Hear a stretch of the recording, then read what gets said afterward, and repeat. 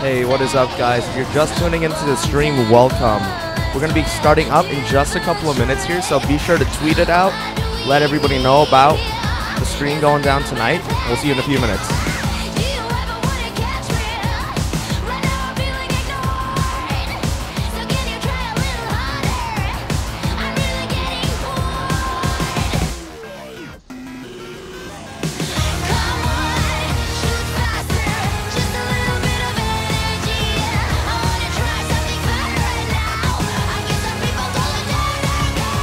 Let's blow this into ashes and see what power things.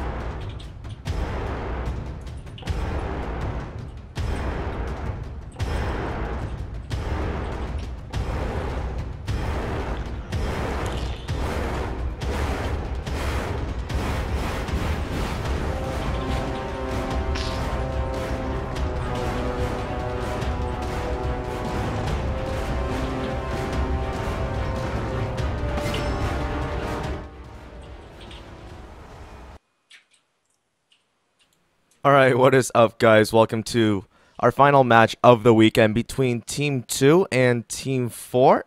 Team 2 going by the name of For the Ratchets, Team 4 going by the name of Definitely Not Team 4. I'm your host, Josh, and today I have with me Atik, our club president. We're doing a duo cast together. What's up, Atik? What's up? Well, what's up is bands are underway, and we have Sejuani Zerat Hekarim coming out for team number 2. We have Warwick, Xinjiao, and Ramis coming out for team number 4. Warwick, one of Herulian Knight's most played champions. I believe he did have like almost 90 ranked games this season alone on Warwick. So very nice to see that band come out. We also see Xinjiao and Ramis, two bands that are targeted towards the jungle as well. And Sejuani, a very strong jungler in her own right, and Serath and Hecarim both very strong picks as well. So Team 2 taking a different approach to the ban phase, just banning out strong champions in a general sense. Um, and yeah. Yeah, it's really interesting. This is something that I've always found kind of confusing, target banning a specific player this badly. Especially in a pickup tournament format. I feel like if you're target banning their best player, their best player is above average compared to the rest of your team, they're still gonna outplay you on whatever champion that they get their hands on, considering that there are a lot of jungle. I mean, just because they don't get Warwick, Jinzhao, or Rammus, I seriously doubt that he's gonna be any worse on any of the other strong junglers. So what do you think about like target banning somebody that heavy? The Warwick ban is understandable since he has 90 games played this season on it alone. The Xinjiao and Ramis a bit of overkill. Herulian Knight isn't really their best player. um, per se. So I wouldn't really throw three bans at him. I'm not sure if that was really necessary. The Warwick ban, I can see where they're coming from. I can totally agree with it. Not a lot of people play it nowadays, so I can see that one. But the other two, I think it was a bit of an overkill. But we should talk about these picks a little bit. We see Mumu and Annie being hovered. Hatrin69, who's the jungler for Team 4. I looked at his match history before the game, and out of the 10 games, he has about 7 games on like a Mumu jungle. So clearly he's been putting a lot of time into it recently, and it's really nice to see him be able to pick it up this game. Yeah, definitely. And for those of you who don't know Ken, who is killer playing the Blitzcrank top, he is a Blitzcrank top main. So I bet a lot of you guys were thinking that it's going to be a Blitzcrank support for sure, but more than likely he's going to be going almost like, well, definitively he's going to be going top with it. So a little bit of an off meta pick, but it's going to be really, really interesting to watch considering that this guy has a lot of games played on Blitzcrank. Yeah, one of the strange things about this pick ban phase was Team 2 did go ahead and ban Hecarim, but the thing is, Ken, when Blitz is up, he's going to go ahead and pick Blitz. He's very comfortable on that champion. He loves playing that champion. And I'm not sure if Team 2 did their homework, but I'm not sure if that Hecarim ban was necessary either. But we see a Thresh and a Lucian lock-in right here. Cosmodon definitely loves the Thresh. He's his most played champion this season. And it's nice to see him on a comfort pick. And then we have Lucian AD Carry, a very strong pick in his own right. Dual Impulse, a very strong AD carry player. Um, and I hope to see a lot from him this game. So we do see the, oh, that's interesting. That's actually a Leona that's going to be locked in But favor. look at the crowd control. The Leona, the Annie, the Amumu, and then the Jinx AoE to top it all off. That's insane. They're looking for a team fight comp here, and they're going to bring the fight. They have so much CC and damage just with the initiation off the Leona, Annie, and Amumu, and then the follow-up damage from the Blitzcrank and Jinx. It's going to be huge. So it's a little bit interesting that they have that much damage and they picked up the Blitzcrank because Blitzcrank doesn't really fit into this comp that well. I know it's one of Ken's comfort champions, but if they had picked something that wasn't Blitz, like the thing with Blitz is like he's all about picks. And Team 4, their composition is about going in together. They're not looking for picks, they're just looking for 5v5s. So the Blitzcrank pick is a little bit strange, but it is one of his comfort picks, so I hope to see big things from him this game. Yeah, And then on the The AoE ultimates are going to be absolutely disgusting coming out of definitely not Team 4, considering that uh, Blitz, Leona, Annie, Amumu, even Jinx, if she hits somebody, has an AoE splash effect. So if they hit all of their ultimate buttons at once, it's going to be really tough for Team 2 to really make it out of there alive. But we also see a pretty nice composition coming out of Team 2. I'm not sure it'll scale as well as the composition coming out from Team 4, but Team 2 definitely has a lot of things going for them. They have the initiation with the Shyvana and the Vi. They can get on the Jinx, they can get on top of her.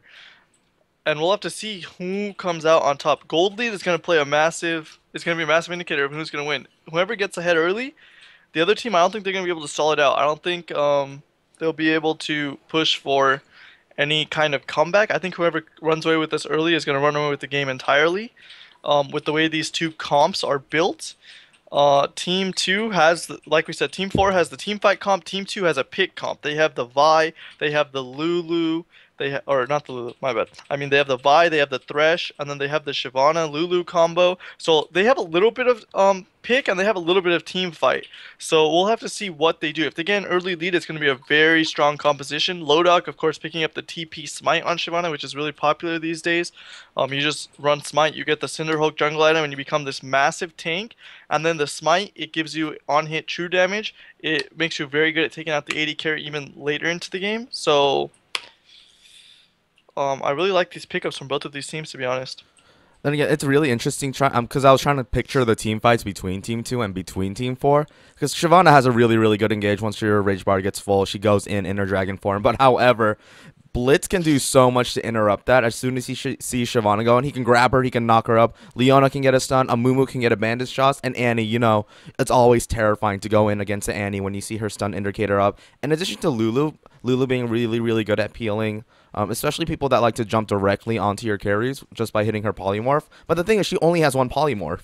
So once you see the Leona Solar Flare, the Amumu Curse of the Sad Mummy, Annie's Tibbers, the Blitz's Static Field all coming at the same time, it's like she can't peel more than one thing. In addition to Vi, if she goes in by herself, it's going to be really, really scary. So their timing is going to have to be pretty much perfect. Rami on Kaz on Thresh is going to have his work cut out for him. His Lantern's going to have to be ready. His Flay's going to have to be used more for peeling than for trying to lock down certain characters or trying to slow certain people down to get engaged. So a lot of weight on this support Thresh in this game right here.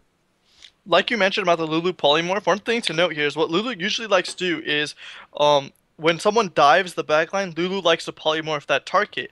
But here, you don't really see anyone that it's high damage who's going to be diving in that you can polymorph. Like, if the enemy team had a Vi or something, the Vi goes in, you can polymorph her. But Team 4, they have a Leona. If you polymorph her, that's not going to do anything.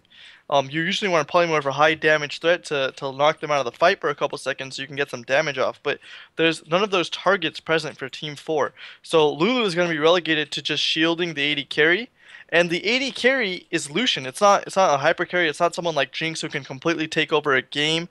Of course, you can take over a game on Lucian if you get extremely fed, but Jinx just has a completely different impact. And the composition is built around making sure Jinx can do really well, to be honest, with all the AoE damage that they're bringing out. Yeah, definitely. I know that I was playing a game earlier with a bunch of these players from that team, and they were really focused on getting Daniel on Jinx to position himself really, really well in team fights. Looks like they're really setting up a team comp for him that says, all right, you just stand behind us. When you see Annie go in, then you can start shooting people. Because this is a front line that's really, really scary to get past, in addition to the backline diving threats. Especially like later in the game, Amumu is really, really scary to have on your backline, considering he has consistent damage over time. He gets resets on his E, on his tantrum every time he gets auto attack. So he has the potential to just spam E and just have those tiers active for such a long time that, yeah, like you said, Lulu's going to have a tough time really deciding who to polymorph, and it's just going to be, like you said, making sure that Lucian stays alive for as long as he can. I'm anticipating that the wild growth is going to go to Lucian in the majority of the team fights. All right, let's recap who we have on both teams before we head into the game here. On blue side, we have Lodok on Shyvana in the top lane. In the mid lane, we have Howakang playing that Winter Wonder Lulu. In the jungle, we have Herulian Knight on Vi. The 4 Cosmodon playing the Championship Thresh in the bot lane as support. And on AD carry, we have Dual Impulse LS02 on the Lucian as AD carry. And introducing your red side real quick, that would be definitely not Team 4. In the top lane, we have Killer on Blitzcrank. In the jungle, we have Hatrin on Amumu. In the mid lane, we have Annie on, TCPI Freak. On the bot lane, we have Jigga Jiggas and Rank Phobia on Jinx and Leona as that bot lane duo. So, It's gonna be really. It would have been really funny if Leona went mid. Like super low chance that was gonna happen, but that would have been funny Leona mid, dude, sets up the ganks. for sure. The Gonkarinos. I used to love Leona jungle back in season 4. Those were really fun. I never really played it. But, you know, if you liked it... That's probably why It in couldn't have silver and been you were bad. in master. No, dude. I believe in it. So level 1 invade, really, really scary from Team 4. What do you think they're trying to do here? Besides kill Well, they're everybody. definitely... That's the plan, to kill everyone. Oh, looks like Blizzard. Killer's gonna flash in. Root's gonna be put down onto Hyrule, and I have her forced to flash out of there immediately. That's a lot of action at 53 seconds into the game. Holy. Alright. So, the thing about that play, I really didn't like the Blitzcrank flash. They flash hooked the Vi, and Vi just flashed out. If they got the kill, it would have been worth, but they didn't get the kill, and now they lost the flash on their top laner, whereas for blue side, they only lost the flash on the jungler. Losing flash on a laner is much worse than losing flash on the jungler in the early game, unless you go into the jungle and are looking for active invades, which they're not going to do because they have an Amumu. So I feel like Team 2 really came out on top on that Team 4 invade. Minions have spawned. Yeah, really interesting that they elected to do that. I don't think Annie managed to get her stun off, otherwise we possibly could have seen a first blood onto the Vi, but yeah, Killer probably pulling the trigger a little bit too early, especially the flash, a little bit of overkill. I think Killer was definitely expecting a follow-up stun from either Annie or Leona. I think he might have expected Leona to flash in and stun the Vi, but didn't happen. And you get what you get, I suppose. Yeah, it could have been really scary considering that they literally have 4 types of hard CC available to them level 1. I mean, if Jinx starts Flame Chompers on top of that, I guess you have a root, but yeah, communication probably a little lacking there. But do see our lane matchups going. First wave of CS being hit right now. Looking at items, nothing really too crazy. Everybody's probably looking at that blitz buy. And that's something that Ken did explain in a couple of meetings when we did watch his replays. It's going to be really interesting to see how this Blitzcrank build progresses as the game goes on. Yeah, he loves to get the early tier into Mana Moon. And looks like Shimano hits level 2 first, gets a little bit of damage off onto the Blitzcrank. We'll have to see how that matchup goes. Ken is 5 CS behind already, 6 CS behind, 240. And that's something that Ken has expressed that he's okay with doing, just giving up CS for a little bit. But because all he wants to do is just open up the opportunities for his laning opponent to get really comfortable, at which point he's going to go in for the kill, considering that getting grabbed by Blitz early on is really, really scary. So he's totally comfortable farming under tower and just looking for an opportunity to pull his laning opponent into tower range with him. Yep, and one thing to note here is Amumu has picked up 3 camps and decided to base. So he just went ahead and picked up Trailblazer just right now, and he is going back to his red buff. Vi, on the other hand, has done almost a full clear. She hasn't picked up her blue buff yet. I'm assuming she's going to do Gromp and then pick up blue buff. So she'll hit level 4 off of that. And then she will probably go back to base. And then she might look to solo Dragon very early on into the game. You know, I want to mention this Lulu buy initially. I feel like it's really interesting seeing Lulu go for the sustained start, considering that she does have a really strong laning presence. Obviously, Annie, with the most ridiculous auto range among mid laners, gonna be quite a presence. But I feel like most Lulus go Doran's rings. What do you feel about going something like a Flask against somebody like Annie? Well, I mean, I think it just speaks volumes about this team. Usually, teams with dual impulse on them, he likes to be the carrier of the team. They'll pick a support staff around him, and they just want the other lanes to farm. They don't want them to make plays, and I think the Flask speaks for that. Lulu doesn't want to go for the early pressure. She just wants to get as much CS as possible, walk out of laning phase, and help dual impulse carry the game. That makes a lot of sense. We'll keep an eye on the bot lane, see if that plan really works out. Looks like dual impulse and 4Cause are shoving Jinx and Leona into their tower pretty strongly. They do have a ward in that bush. I think Thresh started a ward too, anticipating that they were going to be pushing pretty hard. So Hurlian Knight did something really strange just a couple of seconds ago. He took the blue buff and then he walked all the way to the other side of the jungle instead of backing and buying. So he's still stuck on a Hunter's Machete, and now he's going to go ahead and base, but he should have based a bit ago. And maybe he could have picked up the dragon by now. But it looks like we do have a gang coming in the mid lane. We have a Mumu on Hatron coming in desperately looking for that bandit shot. DCPI did burn a whole lot of stuff already. Looks like they're finally going to flash in. QW, not quite enough. Final health picks, going to shield him from going down in that exchange. Finally going to run to his bot lane duo. That was so close. However, Jugas gets hit under tower. Rank Phobia does pick up first blood. Finally, that's probably not how Lulu expected to die down there. So, Mumu missed his Oh, bandit. speaking of, Killer finally gets that grab he was looking for onto Lodok. Lodok ends up taking a whole lot of damage from that one turret shot. That's how he likes to play that Blitzcrank. So earlier in the mid lane, you saw Lulu get ganked, and she ran all the way to her bot lane. Mumu had missed his bandit shots, but she still elected to run towards bot lane when she could have just ran back towards mid through her jungle. But a bit of a misplay on her part. She ended up going bot, and the ignite and an auto from Jinx and the ignite from Leona ended up finishing her off. So a little bit unfortunate there. A little bit of a misplay as well. But it is only first blood. Team 4 does have a 700 gold lead off of that, but it's not too big of a deal. Lulu will still be able to farm up, I believe, but Annie did build a catalyst, so not too much kill pressure coming out from that early kill. Or assist for Annie, that is. Really interesting, Annie electing to go. I mean, the Roa build isn't something that's unusual on Annie, but going the catalyst first, I feel like really kind of affects your presence in lane, especially on somebody like Annie who doesn't really need the extra mana, considering that she has the full refund on her mana if she kills a target with her Q. So a bit I think odd. it's only half. No, you get a full refund. Oh, it's... I used to be an Annie main. No, it's half. It's half. Says The cooldown mana- is half, the mana cost is refunded in full. Oh, okay. Oh, yeah. Half the cooldown. Alright, Yeah. that makes sense. Yeah, I don't know what I'm saying. Well, It's all good. Okay. It's confusing.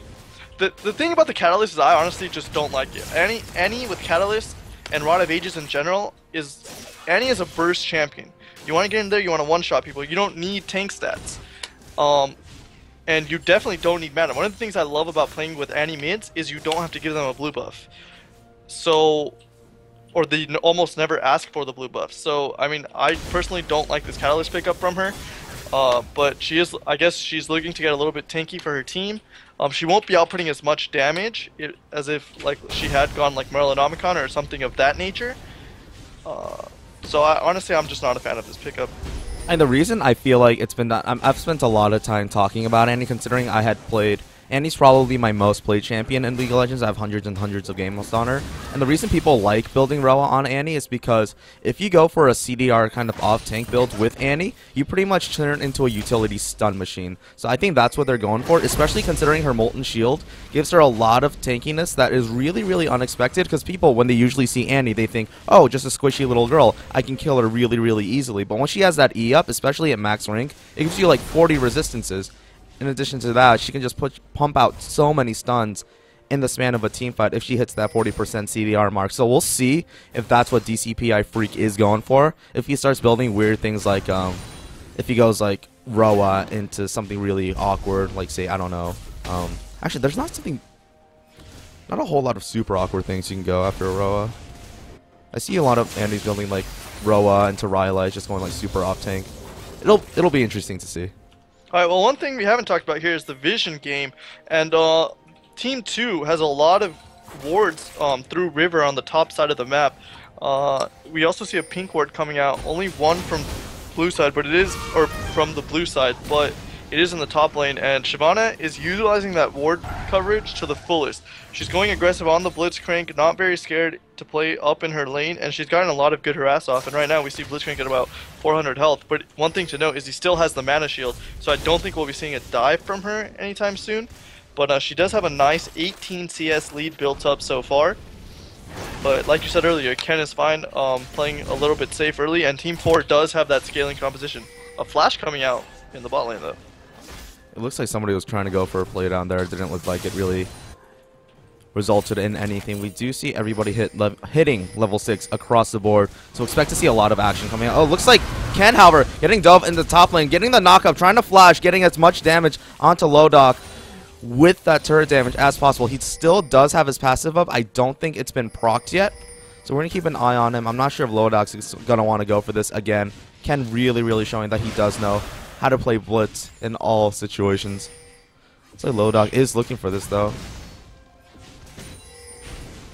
Shyvana is low at this point. Oh, but the ward. Oh, Mumu trying to go for a gank in the top lane, but he does get spotted out by that ward that Lulu placed earlier in the river. Leona going in on the bot lane. Leona does go in, gets the root onto Thresh. Thresh forced to pop the box. Defensively, we see both supports going at it. What both ADCs are fighting off to the side. Leona picks up the solo kill onto the Thresh. She's doing her best to juke on out of there. However, the TP does come in. One more Ardent Blaze and an auto should finish that out. Jiga's trying to avenge his teammate. I don't think that's going to be... Oh, that was such a misplay on the Jinx's part. He really didn't have to give that one up. Jinx could have killed the Shyvana there.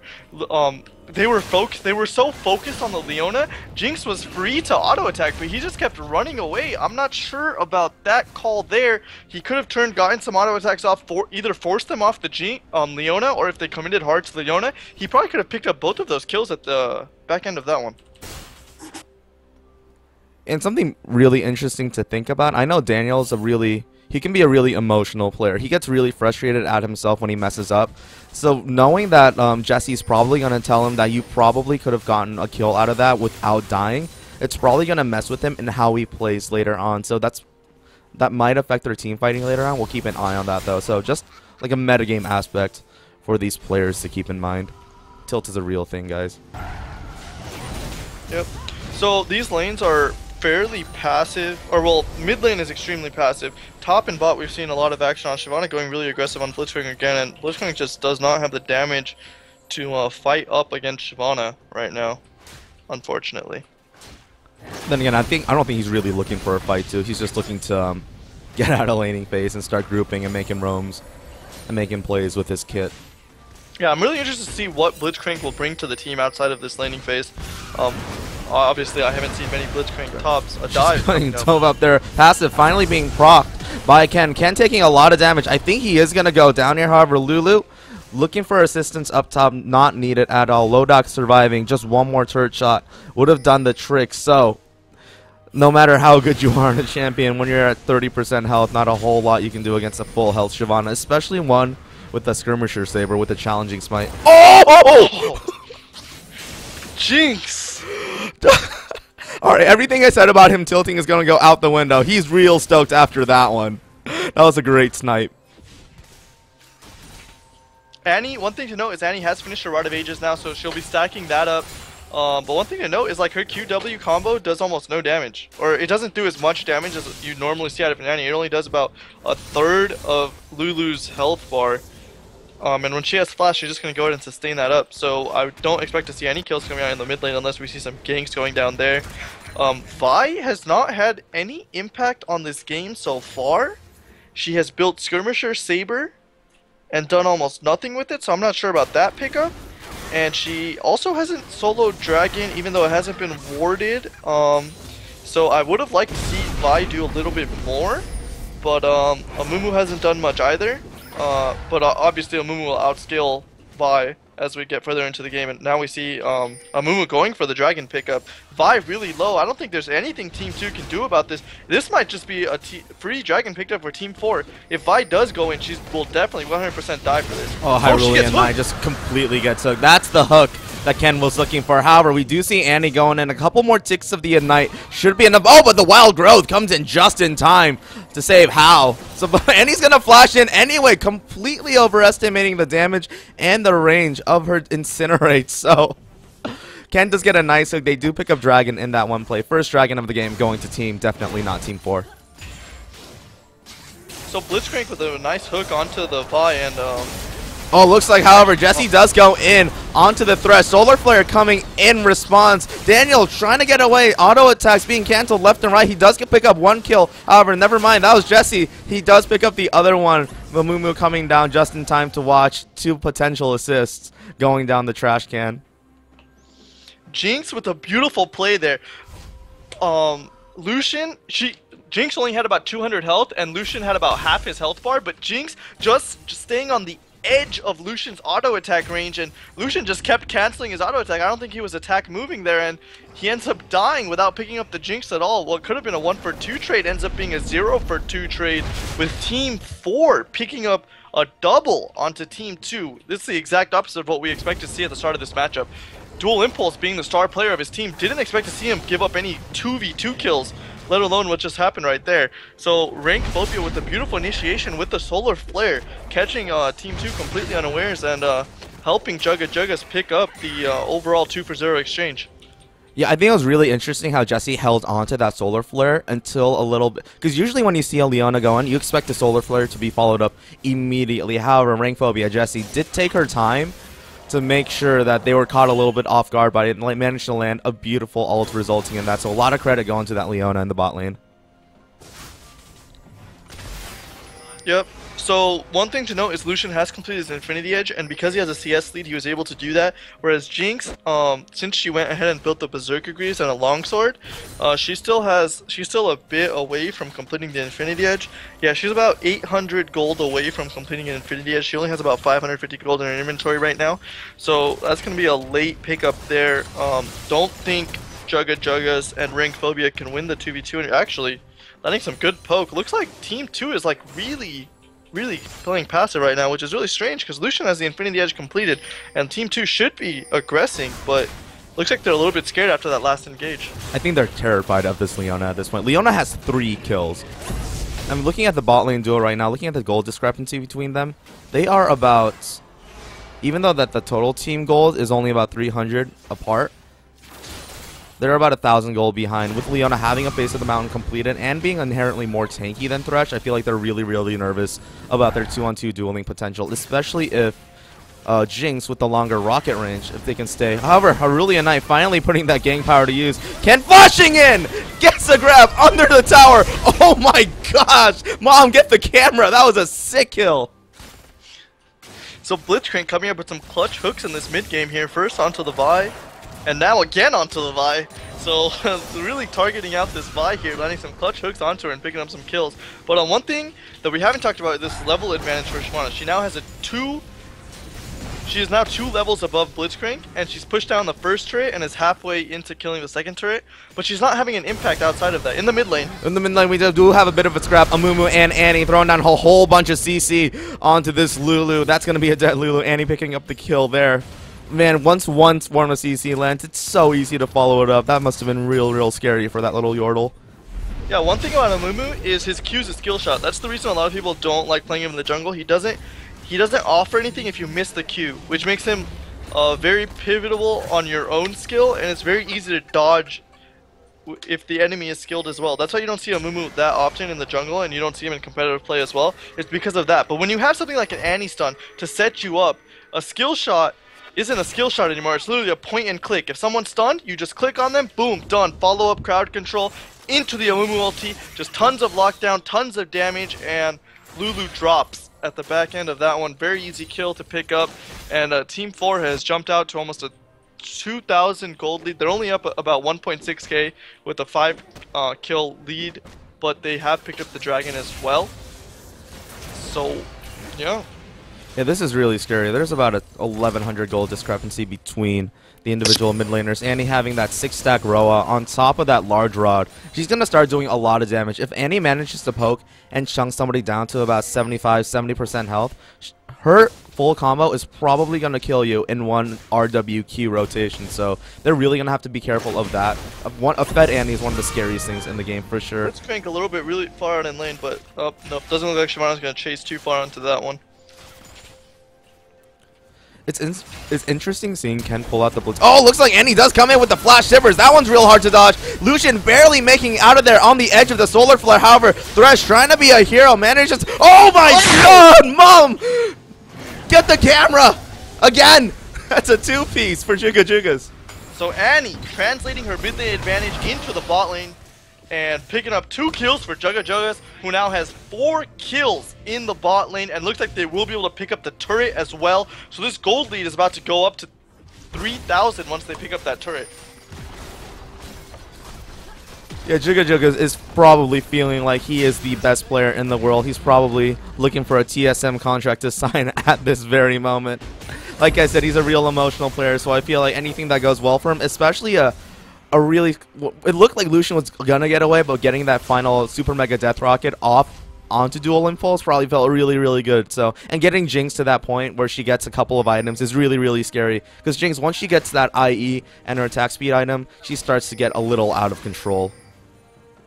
Yeah, but the unsung hero of this is definitely Rank Phobia with the clutch ultis. The last one she missed, I'll give you that, but they still ended up picking up the 2 kills. But even before that, she's been going in, she's been landing the stun, she's been landing beautiful ultimates, and really setting up Juga Juga to succeed in this lane. That's one of the things we don't really talk about, is how supports are so pivotal in the bot lane matchups. And Rank Phobia is coming up big for her team in this match. Oh, definitely. And I know she's a player who feels a lot more comfortable in the late game, so seeing her play this well early on is going to be really interesting. However, we do see a TP coming in. We'll take a look at, see what's going to happen. Looks like blue team trying to force their way into this dragon pit, not wanting to give it up just for free. Looks like there are going to be a little bit of a skirmish. Juga Juga's doing his best to try and finish that off by himself. Does get the dragon, gets the zap, gets the bandage touch onto Hyrulean. Knight forces 3-man ult coming out of Mamumu. And the additional follow-up from the Annie. That's 2 for Annie, 1 for Jinx. And they pick up a clean 3-0 with the dragon on top of that. Wow. That's all you can say after something like that. So Ken, realizing Shyvana had Ken on Blitzcrank, Killer 536, realizing that Shyvana was ahead of him. He can't have the same impact as the Shyvana Ken in team fights. Shyvana tried to TP, Ken on Killer 536 sees that, uses a Blitzcrank ulti, silences him, prevents the TP, and now you're left with a 4v4 and a Mumu. He lets Jinx secure the dragon, zone Vi out of the pit, and then he lands the bandage toss onto Vi and gets a beautiful 3-man ulti after Vi flashes away. He follows up with the flash, and he sets up Leona for a 3-man ultimate into that, and Jinx just has free reign. No one can get onto her, everyone's stunned, everyone can pile on the damage, and they pick up 3 kills, I think, on the back end of that.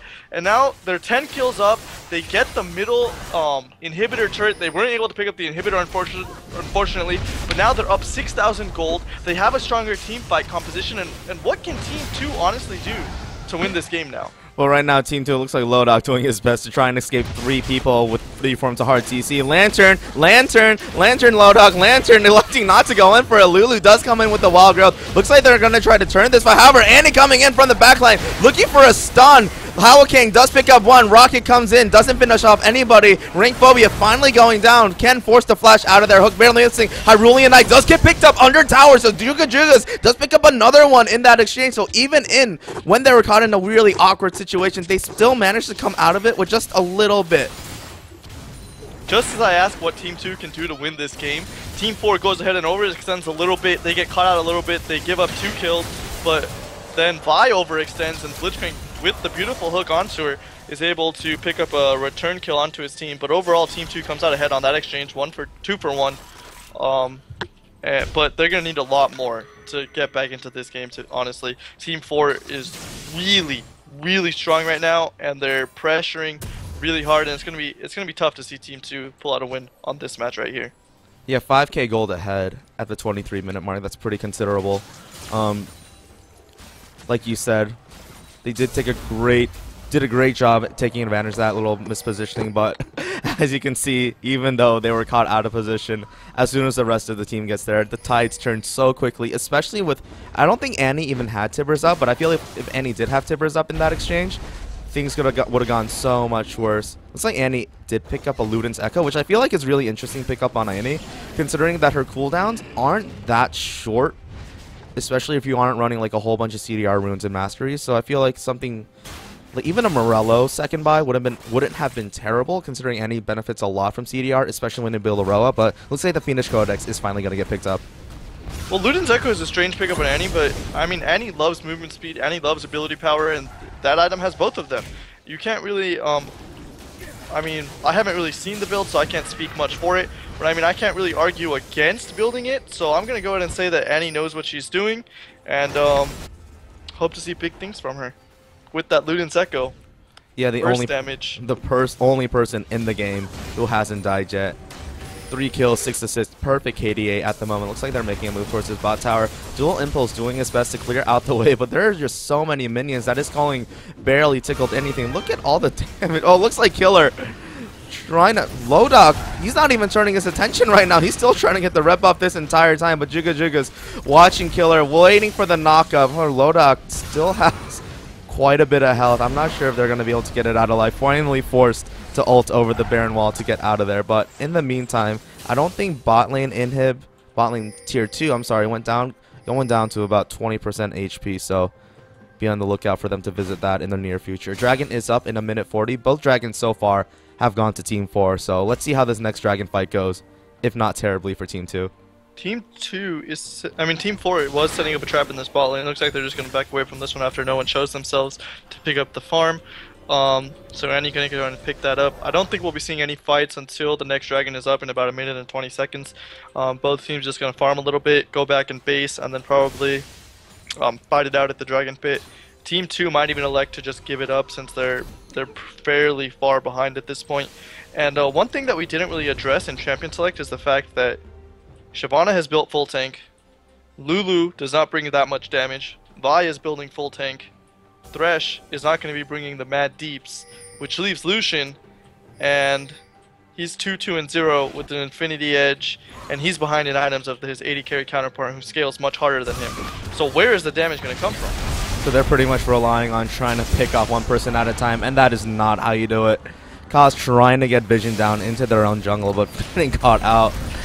That's a really scary thing to do, to roam by yourself against a team with like 11,000 forms of hard CC. They are going to pick up that tier 2.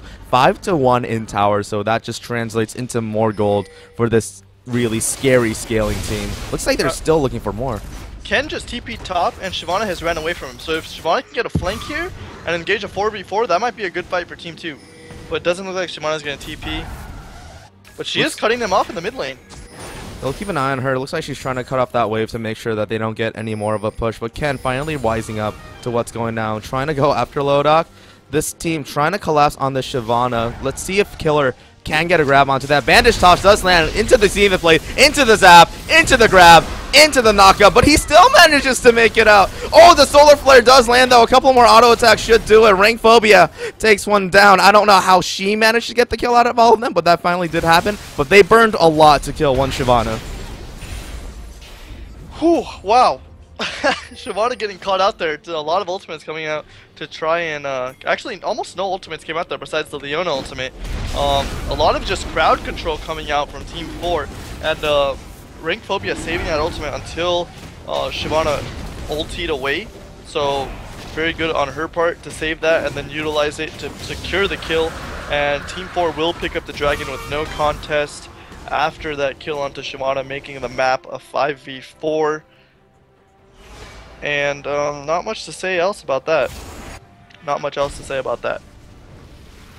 I mean, it's really tricky when you're on Team 2 with a team comp like this that relies solely on one person for your DPS to try and get back into this game, because at this point, it's really awkward to be in situations when you're relying on the other team to make mistakes in order for you to capitalize. Because right now, as we discussed and as we saw in the past like 17 team fights, they cannot take them in a fair 5v5. Heck, even in a 5v4, especially if you have people like Annie, Amumu, and Leona in the mix, it's going to be really, really scary for them to try and engage that, and really unlikely that they're going to win.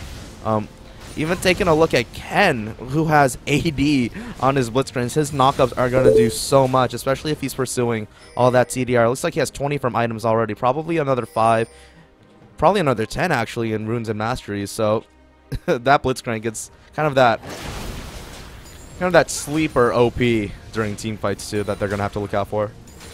Looks like Team 4 will finally siege down the mid lane. Not really trying to play around Baron. Don't want to risk anything here. Going for the safe call here, which is the middle lane inhibitor. Looks like TP is going to come into Shyvana to save that one cannon. Going to get Flame Trumpered immediately, though. They're going to try and force them out of there. That was a strange TP. They saved the cannon for a little bit, so it was totally worth. Hashtag LCS big plays. Oh my gosh, Ken. Oh my gosh, Ken. I don't even know what to say to that. However, it looks like Lantern just going to get to Curse of the Sad Mummy up off onto 3. DCPI Freak trying to get away from them. Looks like he's going to turn, trying to put down as much damage on the Shyvana as possible. 2 went down for Team 2 already. Looks like Shyvana going to go down. Rank Phobia going to pick up the 3rd onto that. Looks like Gauze trying to do his best to keep the other 2, but even the Amumu and the Blitzcrank, a little too much for that Thresh to handle. Looks like this game is completely over at just under 30 minutes into the game. So GG's to both teams, but this match going to go to definitely not Team 4. Well played, guys. Well, honestly, I think Team 2 just failed in the pick ban phase at this point. They went ahead and banned champions that they banned Hecarim. They banned well, I don't really remember what they banned now that I think of it. Well then. Just kidding. But they let Team 4 pick up a Mumu, Leona. They have all these team fight champions, and you know you can't fight against that. And then they kept trying to fight against it. So it was just unfortunate. I think Team 4 just got the better team comp, and they were able to roll away with that game. Just too much AOE, too much damage coming out. Yeah, taking a look at the damage charts right now, looking at the difference between the two ADCs, Jigga's had almost twice the amount of damage as Dual Impulse, so really showing that that you can't put all of your weight onto one person to do all your damage, especially when you have a hyper carry on the other team. This Annie too managed to do so much damage. That Luden's Echo really doing a whole lot. 3-0 and 11 on that Annie, not dying a single time. Really difficult to do on a champion that is whose main job in team fights is to flash forward and blow everything, and you have no escape. So really good job on Freak, playing Annie really well. Definitely one of the top. Then again, everybody played really well. I don't know who I would give MVP to. Who do you think, Atik? It's really hard to call it. There was honestly no, well, I don't want to say there were no individual standouts. I mean, you can make a case for Annie. You can make a case for the Leona. Oh, that's right. Honestly, if I had to pick, I would give MVP to Rank Phobia there. She had a lot of clutch Leona play in the bottom lane during the laning phase. And then once we go into the team fight phase, I would have to probably give it to the Annie because she just did so much in the team fights. Some good tibbers to set up the Amumu ultis. Honestly, the team fights, I can't even give it to Annie. It was just the team played the team fight so well. They knew how to layer their ultimates, and it was a pleasure to watch. Yeah, it was really scary. Amumu getting a lot of really clutch Mandish sauces in spots where I didn't think he'd be able to pick these things off. But like you said, the team played really well. If I had to pick one person, I'd probably give it to Ringphobia, Jessie on Leona, considering how well, especially those early skirmishes, those 2v2s in the bot lane, she played and positioned herself so well. She would walk up to one person, stun them with a Shield of Daybreak, and then she would Zenith Blade across the lane to the other person to get CC down onto both laners to give time for Jiggas to pick up those kills and put down the damage that she needed to. So early in the game, Ringphobia definitely making a whole bunch of plays, but after that, like you said, teamwork definitely showing why a team comp like this is so freaking terrifying. Just ults onto ults onto ults. By the time you get hit by 3, you're pretty much dead. Oh man, I never gave you the I never offered you a mystery skin. Well, I thought First Blood was going to go on to the Blitzcrank in the top lane, and I was correct, so I will need a mystery skin. Okay. You know Alex finally won one yesterday? Oh, yeah? I've offered people mystery skins, I don't know, like 20 times or something, and he finally won one. That's awesome. But anyways, easy. What this means is Team 2 will be Team 2 will down to the losers bracket, and Team 4 will be advancing into the semifinals of this tournament. This tournament is a double elimination tournament, so Team 2 not quite out yet, but they will be fighting from the losers bracket to claw their way back up, and Team 4 gets to advance to the semifinals of this tournament. Right. Good game to both guys. Keep an eye out for future matches. We should be having future matches coming up sometime in the next week, right, Atik? Yes. Alright, so sometime in the next week, keep an eye out on Facebook for that. But otherwise, that is going to be it for tonight. Enjoy the rest of your Sunday. We'll catch you all maybe at the next club meeting. I know we're doing a Korean barbecue thing afterwards, so check out Facebook if you want to go to the sign up for that. It's going to be a lot of fun. A lot of fun. Atik's going to sing for us. It's going to be awesome. I'm done. GG. Done. GG. Good night, guys. Catch you guys later.